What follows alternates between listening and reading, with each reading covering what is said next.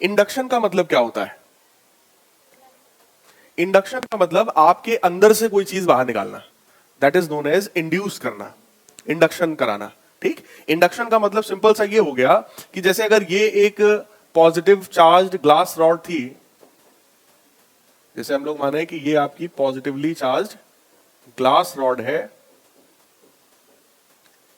और हमने glass rod को इस बार हम टच नहीं कराएंगे, बस पास में लेकर के आ रहे हैं उसी अनचार्ज्ड मेटेलिक स्फीयर के पास। पॉजिटिव चार्ज ग्लास रॉड है, इसको अनचार्ज्ड मेटेलिक स्फीयर के पास जैसे ही हम लोग लाएंगे तो इस बार क्या होगा?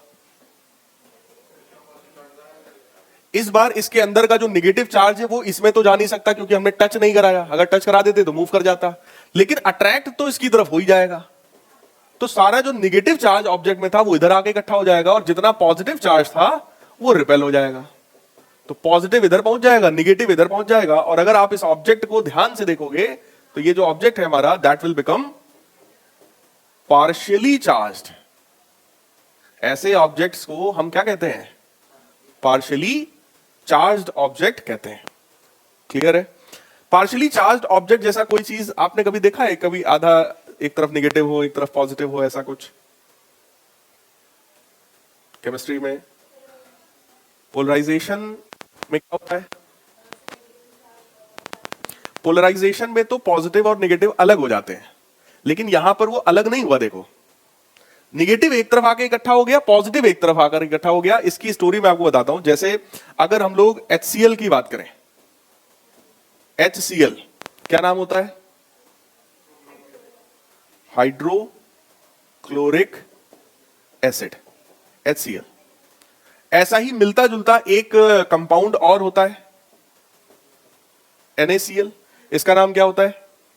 Sodium chloride. दोनों में कॉमन कौन है? तो थोड़ा सा क्लोरीन के बारे में बात करते हैं। क्लोरीन जो होता है उसके बेटा आउटर मोस्ट शेल में कितने इलेक्ट्रॉन्स होते हैं? क्लोरीन के आउटर मोस्ट शेल में कितने होते हैं इलेक्ट्रॉन्स? 7। कितने लोगों को पता है? कंफर्म है? कोई डाउट तो नहीं है? 7 इलेक्ट्रॉन्स होते हैं आउटर मोस्ट शेल में। अपना ऑक्टेट कंप्लीट करने के लिए बोलो क्लोरीन को कितने इलेक्ट्रॉन चाहिए? 1। इसलिए क्लोरीन के अंदर एक इलेक्ट्रॉन को झपटने की भूख बहुत ज्यादा है। क्यों? क्योंकि 7 इलेक्ट्रॉन तक पहुंच गया है, अब वो सोच रहा बस एक इलेक्ट्रॉन और मिल जाए तो मेरा काम पूरा। और केमिस्ट्री में जितने भी आपने कंपाउंड या कुछ भी पढ़ा है वो सब एक ही चीज के लिए मरते हैं, वो क्या है? स्टेबिलिटी। तो अपना डुप्लेट या अपना ऑक्टेट कंप्लीट करने के लिए ही वो किसी भी तरह का बॉन्ड बनाता है, और कोई रीजन नहीं है बॉन्डिंग का। केमिकल बॉन्डिंग एक चैप्टर है, आप लोगों ने 11th में पढ़ा होगा, उसका एक ही रीजन है, टू कंप्लीट ऑक्टेट और duplet in order to achieve stability. Stability तभी मिलेगा जब इनका ऑक्टेट डुप्लेट अपना पूरा हो जाएगा। तो इस चक्कर में ये बॉन्डिंग करता है। तो क्लोरीन का नेचर क्या हो गया? उसके पास 7 इलेक्ट्रॉन्स हैं, उसको हर हालत में एक इलेक्ट्रॉन बोलो चाहिए। प्यार से मिल जाए तो, और प्यार से ना मिलेगा तो मार से मिलेगा। बोलो भाई, तो क्लोरीन का नेचर कैसा हो गया? इलेक्ट्रोनेगेटिव नेचर हो गया, क्योंकि ये हमेशा इलेक्ट्रॉन को अट्रैक्ट करना चाहता है, झपट लेता देखते ही। और सोडियम के बारे में जरा सोचो, सोडियम के आउटर मोस्ट ऑर्बिट में कितने इलेक्ट्रॉन्स होते हैं? 1। जीवन में सिर्फ 2 लोग सुखी होते हैं, एक अंबानी जिनके पास बहुत कुछ है, बहुत पैसा है, उनको किसी चीज की कोई कमी नहीं है, और दूसरा भिखारी, रात में एक पौवा चाहेगा और उसके बाद उससे बड़ा अंबानी कोई नहीं है। बोलो भाई, 2 ही लोग जीवन में सुखी हैं।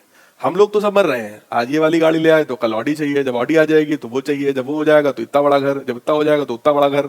बोलो यार, मध्यम वर्गीय तो हमेशा परेशान रहता है, वो तो आगे प्रोग्रेस करने की कोशिश ही करता है। 2 ही लोग खुश हैं, या तो आपका डुप्लेट ऑक्टेट पूरा हो, या तो जो इलेक्ट्रॉन जो जोड़ रखे हो ना ये चले जाए, सब चले जाए, लुट जाए एकदम। जिसके पास 0 इलेक्ट्रॉन है या तो वो खुश है कि कुछ है ही नहीं, जब है ही नहीं तो काहे की उम्मीद। ठीक, और जिसके पास 8 है पूरे तो उसको भी किसी की टेंशन नहीं है।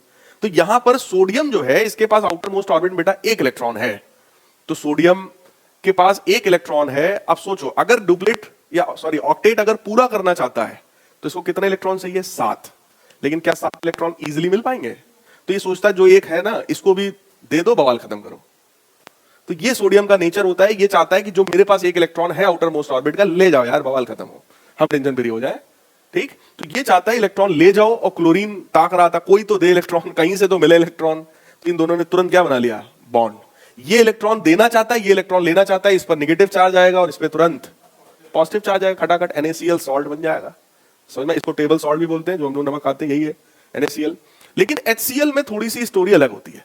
क्लोरीन तो वही है, बोलो, क्लोरीन का नेचर तो वही है कि कहीं से भी इलेक्ट्रॉन मिलेगा हम उसको खींच लेंगे। लेकिन जो हाइड्रोजन होता है वो बड़ा सीधा साधा होता है। हाइड्रोजन के पास बोलो कितने इलेक्ट्रॉन्स होते हैं टोटल, कितने इलेक्ट्रॉन्स होते हैं, एक। इसका ये होता है कि या तो एक इलेक्ट्रॉन मिल जाए तो हमारा डुप्लेट पूरा हो जाएगा, या तो जो है इसको भी ले जाओ, बवाल खत्म हो जाए। तो हाइड्रोजन बड़ा सीधा साधा होता है, ये तो रियल टाइप का, इसको तो इलेक्ट्रॉन चाहिए ही चाहिए, लेकिन ये सीधा साधा है। क्लोरीन तो वैसे बैठा यहां से तड़ रहा था, कोई मिल जाए, किसी का इलेक्ट्रॉन मिल जाए, हम खींच ले अपनी तरफ, बोले यार कोई भी छोटा पड़ जाए तो हमारा इलेक्ट्रॉन छीन ले, हमारा काम पूरा हो जाए, वो जाए भाड़ में, हम तो उसका मतलब नहीं। लेकिन हाइड्रोजन उसको दिखाई पड़ गया, हाइड्रोजन बड़ा सीधा साधा कहता है भैया तुम्हारा मन हो एक इलेक्ट्रॉन दे दो, या तुम्हारा मन हो तो ये भी ले जाओ।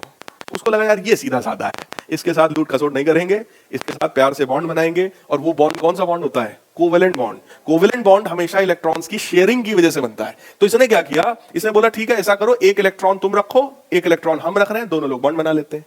तो बोलो इनके 7 पूरे, इसके पास 7 था, एक मिल गया 8 हो गया, और इनके पास एक ही था, एक और मिल गया, इनका भी काम पूरा। लेकिन इतना सब होने के बाद भी क्लोरीन है वही वाला क्लोरीन कलाकार, उसने इनके ऊपर दया करके इनके साथ बॉन्डिंग की है।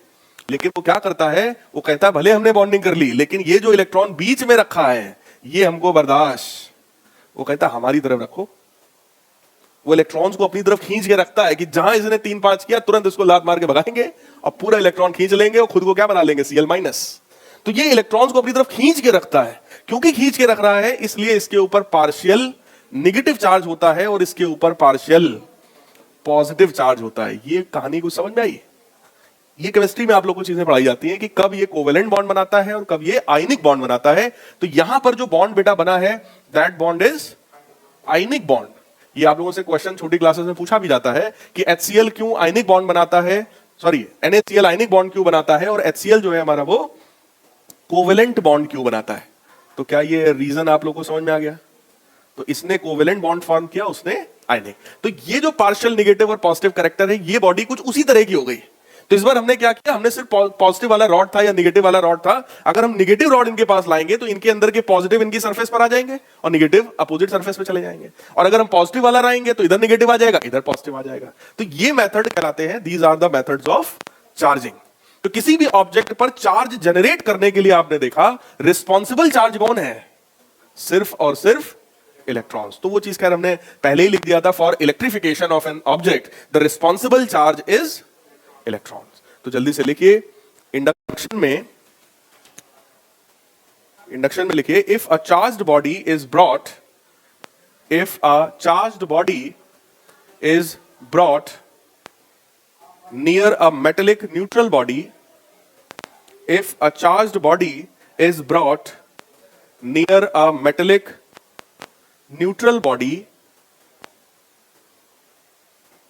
comma, the charged body will attract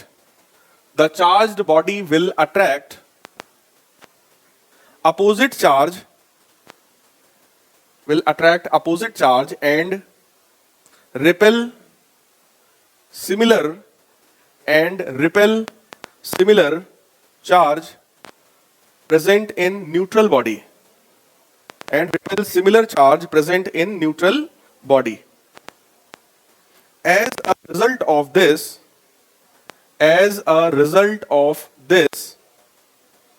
one side of neutral body,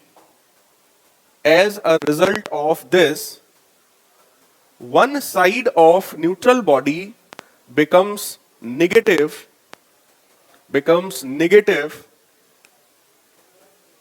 while the other positive. This process is called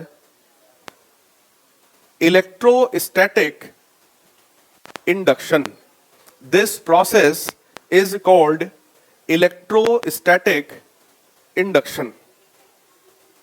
ठीक है, इसी प्रोसेस को इलेक्ट्रोस्टैटिक इंडक्शन कहते हैं। डायग्राम आपके सामने है।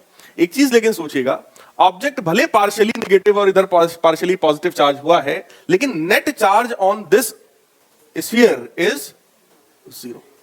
लेकिन पिछले वाले केस में इसके ऊपर नेट चार्ज आ गया था पॉजिटिव, क्लियर। लेकिन जब भी इंडक्शन की हम लोग बात करते हैं तो यहां पर मैं अभी भी कह सकता हूं कि जो Q नेट है, that Q net is equal to 0 after induction also. तो बॉडी में आधा में पॉजिटिव आ गया, आधे में नेगेटिव आ गया, लेकिन नेट चार्ज कितना है? 0 है। तो आज की क्लास में इतना ही रखते हैं। Types of charging, 3 types of charging मैंने आपको बताई है।